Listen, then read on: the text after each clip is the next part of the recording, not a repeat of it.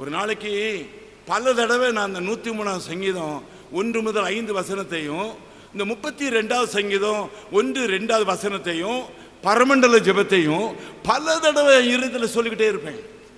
ஏதாவது பிரயாணம் பண்ணுவேன், ஒரு கார்ல போறேன், ஒரு விமானத்துல போறேன், நான் இதை சொல்லிக்கிட்டே இருப்பேன் இருதயத்தில். நீங்களும் சொல்லணும், நீங்களும் சொல்லணும். ஒவ்வொரு விஸ்வவாணி தம்பியும் சொல்லணும், ஒவ்வொரு விஸ்வவாணி தங்கையும் சொல்லணும். இதை சொல்ல சொல்ல சொல்ல சொல்ல இயேசுவுடைய நாமம் என் இருதயத்துல ஆழமாக ஆழமாக ஆழமாக போய்கொண்டே இருக்கும். இயேசு எனக்கு போதும் என்பதுதான் நீதிமான்களாக்கப்பட்டவன். சொல்றேன், நீ என்றைக்கு நாம் இயேசு கிறிஸ்துவை நாம் அறிந்தோமோ, அறிந்தோம் என்றால் அது ஒரு முக்கியமான வார்த்தை. ஒரு கணவனை போல ஒரு மனைவியை அறிந்தவர்கள் யாரும் கிடையாது. ஒரு மனைவியை போல ஒரு கணவனை அறிந்தவர்கள் யாரும் கிடையாது. அதுதான் தேவன் ஒரு மனிதனை அறிவது என்பது. தேவன் என்னை அறிவதும் நான் தேவனை அறிவதும் நீங்கள் தேவனை அறிவதும் தேவன் உங்களை அறிவதை விட வித்தியாசமானது. தேவன் உங்களை அறியும் பொழுது, நான் தேவனை அறியும் பொழுது, அதாவது அதாவது அதாவது பிரியமானவர்களே, பிரியமானவர்களே, நீங்கள் நீங்கள் உங்களுடைய திருமண நாளை யோசித்து பாருங்கள். திருமணமாக ஆகாமல் இருந்தவர்கள் இதை நீங்கள் யோசித்து பார்க்க வேண்டும். என்றைக்கு திருமணம் ஆகின்றதோ அன்றைக்கு மனைவி என்ன சொல்லுகிறார்? நான் இனி உங்களுக்கு கீழ்ப்படிவேன். புருஷன் என்ன சொல்லுவான்? நான் இனி உன்னுடைய சொல்லை கேட்பேன், உன்னுடைய விண்ணப்பங்களை கேட்பேன், உன்னுடைய கஷ்டங்களை கேட்பேன். பிரியமானவர்களே, ஒரு ஒரு மனைவி என்பவள் யார்? புருஷனை சார்ந்து நிற்கிறவள். ஒரு புருஷன் என்கிறவன் யார்? மனைவிக்கு பாதுகாப்பு கொடுக்கிறவன், மனைவியை சந்தோஷப்படுத்துகிறவன். அதே பாயிண்ட் தான் இங்க. என்றைக்கு நீங்களும் நானும் ஆண்டவராகிய இயேசு கிறிஸ்துவை ஏற்றுக்கொள்கிறோமோ அன்றைக்கு நீதிமான்களாக்கப்படும் பொழுது சந்தோஷம். அதனாலதான் நாம் திருமணத்தை அவ்வளவு சந்தோஷத்தோடு நாம் அனுசரிக்கிறோம். அதுதான் நாமும் நம்முடைய மறுபிறப்பு நாட்களை நாம் தினந்தோறும் அனுசரிக்க வேண்டும். வருஷத்துக்கு ஒரு நாள் அல்ல. இந்த நாளிலே நான் ஆண்டவரை ஏற்றுக்கொண்டேன், பரவாயில்லை. இன்னார் மூலம் ஆண்டவரை ஏற்றுக்கொண்டேன், பரவாயில்லை. ஆனால் நான் ஆண்டவரை ஏற்றுக்கொண்டே இருக்கிறேன். இந்த நாளிலே நான் பரிசுத்த ஆவியானவரால் நிரப்பப்பட்டேன், பரவாயில்லை. ஆனால் முக்கியமானது, நான் பரிசுத்த ஆவியானவரால் நிரப்பப்பட்டு கொண்டே இருக்கிறேன். அருமையானவர்களே, பாயிண்ட்டுக்கு வரேன். நீதிமான்களாக்கப்படுதல் என்றால் பாதுகாப்பு, பாதுகாப்பு, பாதுகாப்பு, ப்ரொடெக்ஷன். சரி, நான் என்னுடைய மனைவிக்கு எவ்வளவு பாதுகாப்பு கொடுக்கலாம், ஆனா எனக்கும் ஒரு லிமிட் இருக்குது. ஒரு லிமிட்டுக்கு பிறகு அவளை பாதுகாக்க முடியாது. என்னுடைய மனைவிக்கு மறிக்கும் வேலை வரும் பொழுது நான் அவளை மரணத்திலிருந்து பாதுகாக்க முடியாது. பிரியமானவர்களே, ஒரு கொடூர வியாதி நம்முடைய வீட்டில் ஆளும் பொழுது நாம் அவர்களுக்கு அந்த வியாதியிலிருந்து பாதுகாப்பு கொடுக்க முடியாது. ஒரு பெரிய பண கஷ்டத்திற்குள் நான் போகும் பொழுது நாம் ஒரு மேஜிக் செய்து அந்த பணத்தை வாங்கி அதை மூடிவிட முடியாது.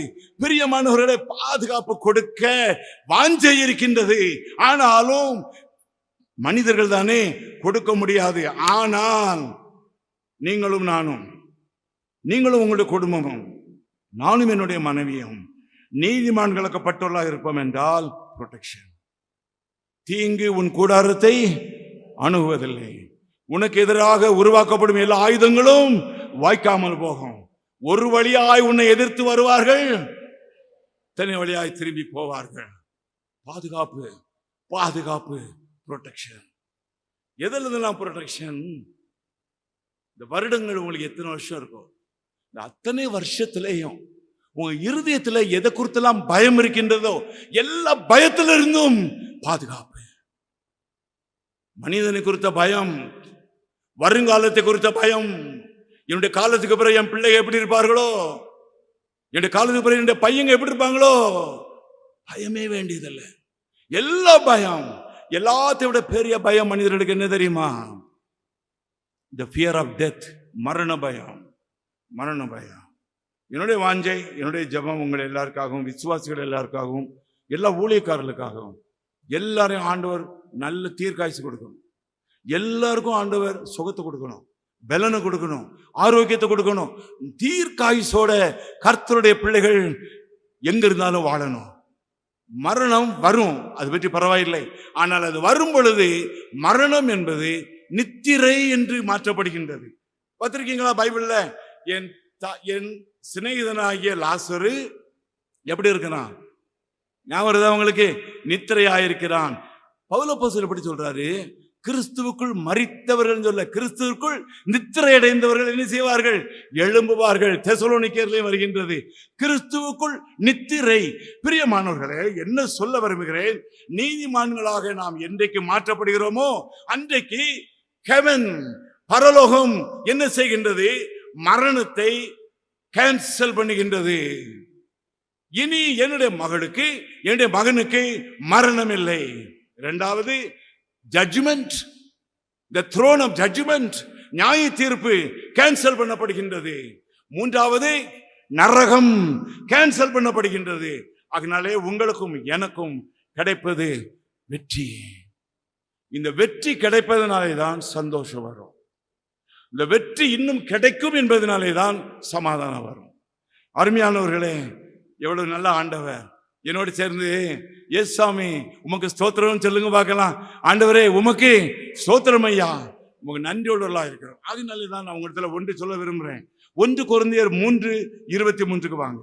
பவர் 1 கொரிந்தியர் 3:23 வாசிங்க. என்னோட சேர்ந்து எல்லாரும் வாசிங்க. நீங்கள் கிறிஸ்துவனுடையவர்கள், கிறிஸ்து தேவனுடையவர். அருமையானவர்களே, நான் வாஸ்தவத்தீங்களா கொஞ்சம் முந்தி அதுல பாத்தீங்கன்னா எத்தனையோ பாவங்கள் இருக்கு. அந்த பாவத்துல இருக்கும் பொழுது நாம் பிசாசை பிடித்தவர்கள். வீட்டுல சொல்லுவாங்க, பிசாசு பிடித்தவனே, நானும் பிசாசு பிடித்தவனாக இருந்தேன், நீங்களும் பிசாசு பிடித்தவர்களாக இருந்தீர்கள். நாம் பிசாசு பிடிக்கப்பட்டவர்கள், ஏனென்றால் பிசாசினால் பிடிக்கப்பட்டவர்களாக மாறிவிட்டோம். ஆனால் ஆகினாலே தான் நாம் பிசாசின் உடையவர்களாக இருந்தோம். ஆனால் ஒரு சேஞ்ச், ஒரு டிராமாட்டிக் சேஞ்ச், ஒரு பெரிய மாறுதல். அந்த மாறுதல் என்ன? இயேசு நம்மை பிடித்துக் கொள்கிறார், நாமும் இயேசுவை பிடித்துக் கொள்கிறோம். அப்பொழுது பிசாசின் உடையவர்கள் என்பவர்கள் எப்படி மாறிவிடுகிறார்கள்? கிறிஸ்துவினுடையவர்கள், கிறிஸ்துவினுடையவர்கள். அருமையானவர்களே, என்ன அருமையான ஒரு வசனம் இது! இந்த சென்னையில, எந்த பகுதியில, எந்த தெருவில், இந்த வீட்டில் சில வீடுகள் வசதியாக இருக்கின்றது, சில வீடுகள் வசதியாக இல்லை. சில வீடுகளில் அநேக அறைகள், ரூமுகள் இருக்கின்றது, சிலருக்கு 1 ரூம் செட். எந்த வீட்டில் இருந்தாலும் சரி, சில தெருக்கள் விசாலமாக இருக்கின்றது, சில தெருவிலே சைக்கிளை விடக்கூட இடம் இல்லை. நெருக்கடியான இடங்கள், ஜனப்பெருக்கமுள்ள இடங்கள். பள்ளிக்கூடத்திற்கு பிள்ளைகள் படிக்க வேண்டியது இருக்கிறது, பக்கத்திலே ஒருவர் டெலிவிஷனை சத்தமாக வைத்துக் கொண்டிருக்கிறார். எவ்வளவோ கஷ்டங்கள், எத்தனையோ நெருக்கங்கள், எவ்வளவோ துன்பங்கள் இந்த உலகத்துல இருந்தாலும் நான் கர்த்தருக்குள் மகிழ்ச்சியாயிருப்பேன். சொல்ல முடியுமா? யாருக்கெல்லாம் சொல்ல முடியும்? யாருக்கெல்லாம் சொல்ல முடியும்? நான் கர்த்தருக்குள் மகிழ்ச்சியாயிருப்பேன். அதனாலேதான் நாம் வித்தியாசமானவர்கள மாறிவிடுகிறோம். ஏன் கொண்டு சைக்கிள் எங்க நிப்பாட்டிருக்கீங்க? ஏன் இப்படி போறீங்க? ஏன் இப்படி உங்க வீட்டுல சத்தமா வைக்கீங்க? யார்கிட்டையும் நாம் சண்டை போட மாட்டோம், யார்கிட்டையும் நாம் வாதாட மாட்டோம். விட்டு கொடுப்போம், சகிப்போம், பொறுமையோடு இருப்போம், எதிர்த்து பேச மாட்டோம். நீங்கள் செய்யாததை உங்கள் மேல் சொன்னாலும் நீங்கள் அதற்கு எதிராக வாக்குவாதம் பண்ண மாட்டீர்கள். அவர் அடிக்கப்படுகிற ஒரு ஆட்டுக்குட்டியை போல இருந்தார். அவர் வாதாடவில்லை, அவருடைய சத்தம் வீதியிலே கேட்கப்படவில்லை. அதுதான் பிரியமானவர்களே, நீங்கள் கிறிஸ்துவனுடையவர்கள், நீங்கள் கிறிஸ்துவனுடையவர்கள். அருமையான கர்த்தருடைய பிள்ளைகளே, ஜனங்களே, இது எத்தனை அருமையானது, எத்தனை அருமையானது! இந்த ஒரு வாழ்க்கைக்குள் ஒரு மனிதன் வந்து விட்டால் அவன் கீழ்த்தரமாக வாழ மாட்டான். கீழ்த்தரம் என்பதைத்தான் நாம் இந்த 1 கொரிந்தியரிலே நாம் முதலாவது சில வசனங்களிலே வாசித்தோம். கீழ்த்தரமானவர்கள் மேலானவர்கள். ஆகையினாலேதான் இன்றைக்கு வந்திருக்கிற நீங்கள் ஒவ்வொருவரும் கீழ்த்தரமானவர்களா, இல்லாவிட்டால் மேல்தரமானவர்களா இதை நீங்கள் அறிந்து கொள்ள வேண்டும் என்றால் கொலோசியருக்கு வாருங்கள். கொலோசியர் 3:1-2 சத்தமாக, நீங்கள் கிறிஸ்துவுடனே கூட எழுந்ததுண்டானால் கிறிஸ்து தேவனுடைய வலது வருஷத்தில் வீற்றிருக்கும் இடத்தில் உள்ள மேலானவைகளை தேடுங்கள், பூமியில் உள்ளவைகளை அல்ல, மேலானவைகளை தேடுங்கள். ஒரு பூமியில் உள்ள ஃபுட்பால் கோர்ட் அளவு கூட இருக்காது, ஒரு கால்பந்து விளையாடும் இடம் அளவு கூட கிடையாது. ஒரு பூமியில் உள்ள ஒரு இடத்துக்காக இந்தியா இன்றைக்கு குலுங்குகின்றது, ஜம்மு காஷ்மீர் இன்றைக்கு எரிகின்றது. ஒரு சின்ன இடத்துக்காக. பிரியமானவர்களே, டெல்லியில இருந்து எனக்கு ஒரு தொலைபேசி ஒரு மாதத்துக்கு முன்னாலே வந்துச்சு. அதை என்னிடத்தில் பேசியவர் ஹியூமன் ரைட். உங்களுக்கு தெரியும், இதெல்லாம் புது வார்த்தைகள், புது வார்த்தைகள் இப்பொழுது நிறைய உலகத்துக்குள்ளே வருது. Fight for the right. எனக்கு ஒரு போன் வருகின்றது, கர்நாடகான்னு நினைக்கிறேன். ஒரு இடத்துல நீங்க கோயில் கட்டுறது கர்நாடகா தானே, ஆந்திராவில் விஸ்வவாணி ஊழியத்தில் ஒரு இடத்துல உங்களுடைய ஊழியக்காரன் ஒருவரை கொலை செய்து ஒரு இடம், அந்த ஒரு இடத்துல புதைச்சிட்டாங்களாமே. உங்களுக்கு தெரியுமான்னு என்கிட்ட கேட்காங்க. எனக்கு தெரியாதேன்னு. ஆமா, உங்களுடைய ஊழியக்காரன், விஸ்வவாணி ஊழியக்காரன், அந்த இடத்த அதுல ஒரு கோயில் கட்டுறதுக்காக அவங்க யாரோ கொடுத்துருக்காங்கன்னு சொல்லி வாங்கியிருக்காங்க. அந்த இடத்துல கோயில் கட்டணும், ஆனா அங்க அவட புதைச்சி ஒரு கல்லறை கட்டிட்டாங்களே. உங்களுக்கு தெரியுமா? தெரியாது. இதை பற்றி நீங்கள் புரொட்டஸ்ட் பண்ண வேண்டாமா? எனக்கு தெரியாது. நான் தம்பி செல்வராஜை கூப்பிட்டு, தம்பி இப்படி சொல்றாங்களே, இதை பற்றி எனக்கு ஒன்றும் தெரியாது, உங்களுக்கு எது தெரியுமான்னு. நான் நினைக்கிறேன் அவங்க உங்களோட இதை பிறகு தெளிவாக பகிர்ந்து கொண்டால் நல்லது. ஆனால் எனக்கு தம்பி சொன்னதை நான் சொல்வேன். ஆந்திராவில் இன்றைக்கு நீங்க யாராவது ஆந்திராவுக்கு போயிருக்கீங்களா? விஸ்வவாணி ஊழியத்தை பார்க்க போயிருக்கீங்களா? உங்கள யாராவது போயிருக்கீங்களா? அங்க ஆவிக்குரிய ஒரு தீ பற்றி எரிகிறது என்பது தெரியுமா? ஒரு ஆவிக்குரிய தீ எரிந்து கொண்டிருக்கின்றது. இன்றைக்கு என்னுடைய இதயத்தில் நான் 40 வருஷத்துக்கு அதிகமாக மிஷனரி ஊழியத்தில், சுவிசேஷ ஊழியத்தில் நான் இருந்து கொண்டு வருகிறேன். எனக்கு தெரியும். என்ன தெரியுமா? இந்த முயல் பிடிக்கிற நாயை மூஞ்ச பார்த்தா தெரியுமாங்க. அதே மாதிரி எனக்கு ஒரு ஊழியக்காரனை பார்த்தா தெரியும், இவனால கர்த்தருடைய ராஜ்யத்துக்கு ஜனங்கள் வருவார்களா வரமாட்டார்களா என்பது எனக்கு உடனே தெரியும். நான் ஆந்திராவுக்கு அடிக்கடி போயிருக்கிறேன். எனக்கு இந்த நம்ம தம்பிமார் எல்லாரையும் பார்த்தா இவங்க சரியான கர்த்தருடைய வெறி நாய்கள் மாதிரி நிக்கிறாங்க. அங்க ஆண்டவருக்காக அநேகரை கொண்டு வரணுங்கிறதுக்காக நிக்கிறாங்க. ஒரு கிராமத்துல அநேக மக்கள் ஆண்டவருக்குள்ள வந்திருக்காங்க. ஒரு கோயில் தேவை, யாரோ ஒருவர் ஒரு நிலம் கொடுத்திருக்கிறார். அதிலே இவர்கள் கோயில் கட்ட போகும் பொழுது ஒரு சிலர் என்ன சொல்லியிருக்காங்க, நீ கோயில் கட்டுனா, இந்த இடத்துல கட்டுனா உன்னை வெட்டி இந்த இடத்துல புதைச்சிருவோம். அதுக்கு ஒரு மாடலாக ஒரு கல்லறை கட்டி வச்சுட்டாங்க. எப்படி பாருங்க, எவ்வளவு நல்லா இருக்கு பாருங்க. நம்ம தம்பிமார், தம்பி செல்வராஜ் இந்த ஊழியத்துல யாரு என்ன சொன்னாலும் சரி, நம்ம பதிலே என்ன செய்யக்கூடாது, சொல்லக்கூடாது. ஏன்னா நம்ம செய்யறது யாருடைய ஊழியம்? ஆண்டவராகிய இயேசு கிறிஸ்துவினுடைய ஊழியம். நம்ம யாருக்குள்ள இருக்கிறோம்? இயேசுக்குள்ள இருக்கிறோம். மாம்சத்துக்குரியவர்கள் மாம்சத்திலிருந்து பேசுவார்கள், மாம்சத்துக்குரியவர்கள் மாம்சத்தின் கைகளை நீட்டுவார்கள். ஆனால் ஆவிக்குரியவர்கள் இயேசு மூலம் பேசுவார்கள். ஆவிக்குரியவர்களுக்காக இயேசுவின் கை நீட்டப்படும். ஸ்தோத்திரம் செலுத்துங்க, ஸ்தோத்திரம் செலுத்துங்க, ஸ்தோத்திரம் செலுத்துங்க. உங்களை ஆண்டவர் எந்த மனிதனுடைய கைக்கும் விட்டு கொடுக்க மாட்டார். இந்த தம்பிமார் தம்பி சொன்னாங்க, அண்ணே நாங்க அப்படியே விட்டு கொடுத்துட்டோம், நாங்க அங்க ஒண்ணும் கெட்ட போறது கிடையாது. அவங்க என்னைக்கு மனம் திரும்பி அந்த கோயிலை கெட்டுங்கன்னு சொல்றாங்களோ அது வரைக்கும் நாங்கள் அவர்களுக்காக ஜெபம் பண்ணுவோம். அருமையான சகோதரர்களே, சகோதரிகளே, நாம் ஆண்டவருடைய வசனத்திற்குள் மேலானவைகளுக்குள் வரும் பொழுது, பிரியமானவர்களே, எனக்கு இதெல்லாம் கீழ்த்தரமா தெரியுது. கீழ்த்தரமா தெரியுது. நம்ம யார்கிட்டையும் சண்டை போட்டுக்கொண்டு சுவிசேஷ ஊழியம் செய்ய வேண்டிய அவசியமே இல்லை.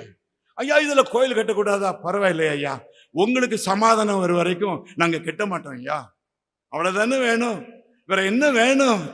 மனுஷன் ஒரு அடி நிலத்துக்காக எத்தனை கொலை செய்யறான். இந்த பூமி இல்ல ஒரு சின்ன இடத்துக்காக எத்தனை குடும்பங்கள சண்டை வருது, பாக பிரிவினை என்று சொல்லி. சகோதரர்களே சகோதரிகளே, விட்டு கொடுங்கள், விட்டு கொடுங்கள். அதுதான் மேலானவைகளை தேடுதல். விட்டு கொடுங்கள். எனக்கு வர வேண்டிய என் தம்பி எடுத்துக்கிட்டான், எனக்கு வர வேண்டிய அண்ணன் எடுத்துக்கிட்டான், எங்க அப்பா சரியா பிரிச்சு கொடுக்கல, பரவாயில்லை. தேவன் நீங்கள் என்ன இழந்தீர்களோ அதை விட 10 மடங்கு உங்களுக்கு கூட கொடுப்பார், கூட கொடுப்பார்.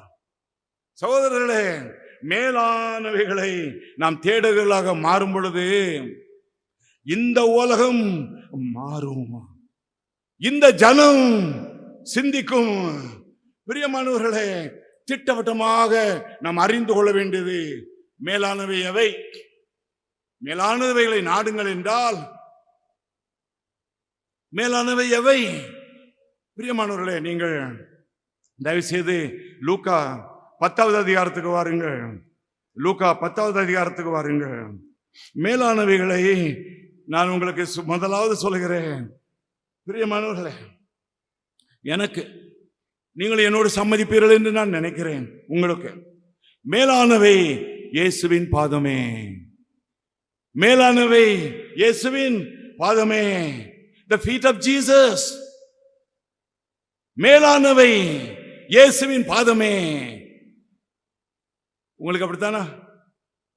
இங்க உள்ள எல்லாருக்கும், இந்த பக்கத்தில் உள்ள எல்லாருக்கும் மேலானது ஐயா அம்மா இவங்க எல்லாருக்கும் கை வைத்து காட்ட முடியுமா? மேலானவை இயேசுவின் பாதமே, மேலானவை இயேசுவின் பாதமே. சிம்சோனுக்கு மேலானது ஒரு பெண்ணின் பாதமே. அந்த ஐஸ்வர்யவானுக்கு மேலானது இரும்பு பெட்டியின் பாதமே. உலகத்தில் அநேக மனிதர்களுக்கு, ஹிட்லருக்கு, முசோலினிக்கு, எத்தனையோ பெரிய பெரிய தலைவர்களுக்கு, ராஜாக்களுக்கு, இன்றைக்கு உலகத்தில் மனிதர்களுக்கு, அநேக சமயத்தில் கிறிஸ்தவ தலைவர்களுக்கு மேலானது ஒரு பதவியே, ஒரு பதவியே, ஒரு நாற்காலியே. சகோதரனே சகோதரியே, உங்களுக்கும் எனக்கும் மேலானது இயேசுவின் பாதமே. லூக்கா 10:39, அவளுக்கு மரியாள் என்னப்பட்ட ஒரு சகோதரி இருந்தாள். அவள் இயேசுவின் பாதத்தருகே உட்கார்ந்து அவருடைய வசனத்தை கேட்டுக்கொண்டிருந்தாள். இயேசுடைய பாதம் என்றால் வசனம். உங்களுக்கும் எனக்கும் மேலானது ஒரு முறைக்கு தூக்கி காட்ட முடியுமா? உங்களுக்கும் எனக்கும் மேலானது கர்த்தருடைய வசனமே, கர்த்தருடைய வசனமே. உங்களுக்கும் எனக்கும் மேலானது கர்த்தருடைய வசனமே, கர்த்தருடைய வசனமே. இதை தவிர மேலானது இந்த உலகத்திலே எதுவும் இல்லை, எவரும் இல்லை. மேலானது கர்த்தருடைய ஜனமே, ஆண்டவருடைய பிள்ளையே, வஞ்சிக்கப்பட்டு போகாதே. இதைவிட மேலானது உனக்கும் எனக்கும் ஒன்றுமே இல்லை. பாருங்கள், ஆண்டவர் இந்த மேலானதை தேடாதவள் எப்படி அலசடிப்பட்டு கிடக்கிறாள். அடுத்தது பாருங்கள், மேலானதை தேடாத ஒருவளின் நிலையை பாருங்கள். 40 என்னோடு வாசியுங்கள். மார்த்தாளோ பற்பல வேலைகளை செய்வதில் மிகவும் வருத்தம் அடைந்து அவரிடத்தில் வந்து, ஆண்டவரே, நான் தனியே வேலை செய்யும்படி என் சகோதரி என்னை விட்டு வந்திருக்கிறதை குறித்து உமக்கு கவலை இல்லையா? எனக்கு உதவி செய்யும்படி அவளுக்கு சொல்லும். மேலானவைகளை தேடுகிறவர்களுக்கு திருப்தி, மேலானவைகளை தேடாதவர்களுக்கு அதிருப்தி. அருமையான சகோதரர்களே சகோதரிகளே, ஆண்டவர் அவளுக்கு சொல்வதை பாருங்கள். 41க்கு வாருங்கள். இயேசு அவளுக்கு பிரதியுத்தரமாக, மார்த்தாளே மார்த்தாளே, நீ அநேக காரியங்களை குறித்து கவலைப்பட்டு கொண்டிருக்கிறாய். எப்பொழுதும் ஆங்ஸைட்டி, எப்பொழுதும் சஸ்பென்ஸ், எப்பொழுதும் ஃப்ரஸ்ட்ரேஷன்ஸ், எப்பொழுதும் டென்ஷன்.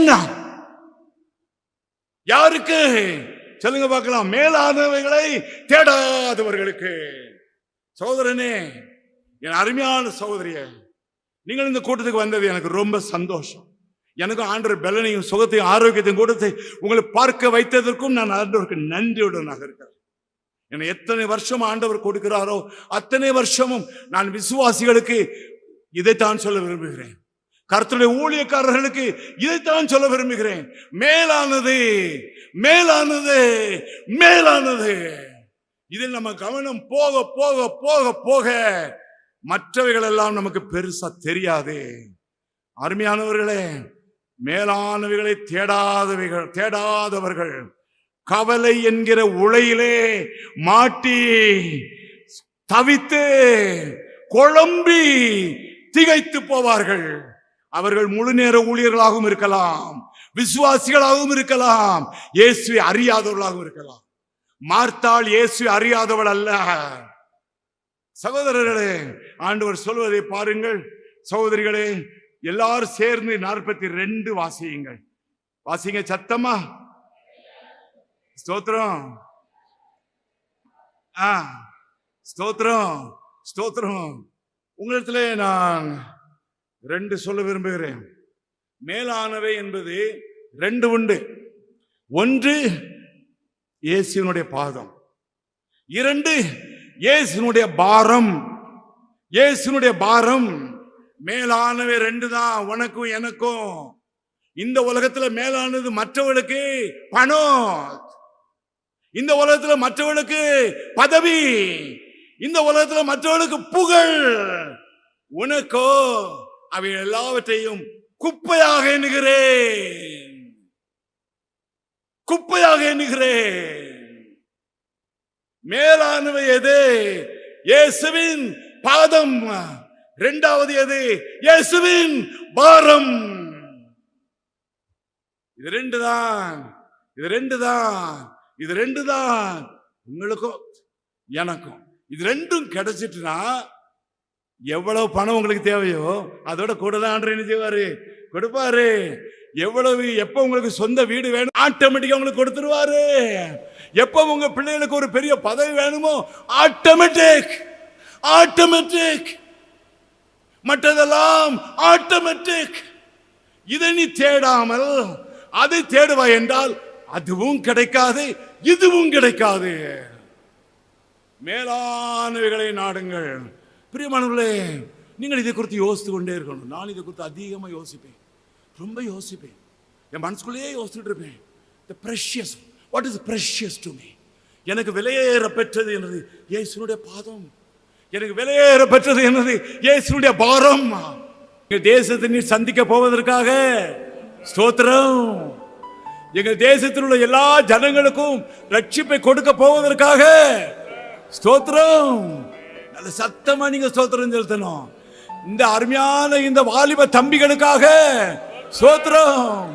ஒவ்வொரு மண்ணும் ஸ்தோத்திரிக்கும் ஆண்டவரே, ஒவ்வொரு எலக்ட்ரிக் போஸ்டும் ஸ்தோத்திரிக்கும் ஆண்டவரே, ஒவ்வொரு மைல் கல்லும் ஸ்தோத்திரிக்கும் ஆண்டவரே, ஒவ்வொரு வாயும் ஸ்தோத்திரிக்கும் ஆண்டவரே, ஒவ்வொரு நாவும் ஸ்தோத்திரிக்கும் ஆண்டவரே, ஒவ்வொரு படுக்கையும் ஸ்தோத்திரிக்கும் ஆண்டவரே, ஒவ்வொரு நாற்காலியும் ஸ்தோத்திரிக்கும் ஆண்டவரே, ஒவ்வொரு வாகனமும் ஸ்தோத்திரிக்கும் ஆண்டவரே.